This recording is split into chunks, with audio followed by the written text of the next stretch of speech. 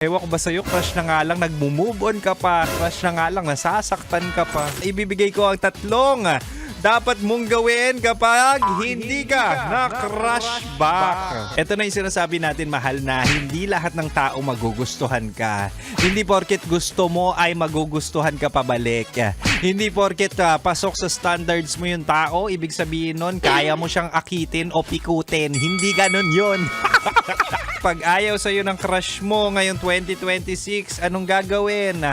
Aba, buksan mo yung posibilidad sa iba. Diba? May mga taong mas maa-appreciate yung ganda mo. May mas maa-appreciate yung pera mo. Sugar daddy, sugar mommy pala ang gusto. Ano pa ba? Meron mga taong hindi mo na kailangan maghabol na para bang importante ka rin sa kanya, na para bang pwedeng ikamatay niya kapag ikaw ay nawala. Yung ganong pagmamahal, di ba? Ewan ko ba sa'yo, crush na nga lang, nagmo-move on ka pa. Crush na nga lang, nasasaktan ka pa. At ang pangatlo, mahal, pag ayaw sa'yo ng crush mo, ay napaka-basic din ito.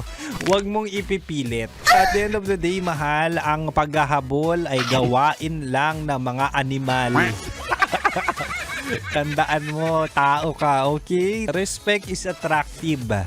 Pero yung pagiging desperado, yung desperasyon, mahal, hindi nakaka-turn on yan. Hindi talaga, hindi yan attractive.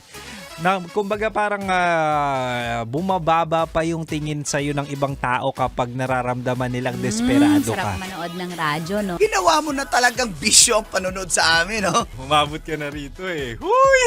Kaya kung gusto mong tuloy-tuloy pa ang tawanan, Iyakan at kiligan, aba, i-like mo na ang video na ito. at mag-comment ka na rin, kabisyo. Hit mo na rin ang notification bell. Para updated ka sa mga kaganapan namin dito sa Love Radio. Kailangan pa bang i-memorize yan? Basic.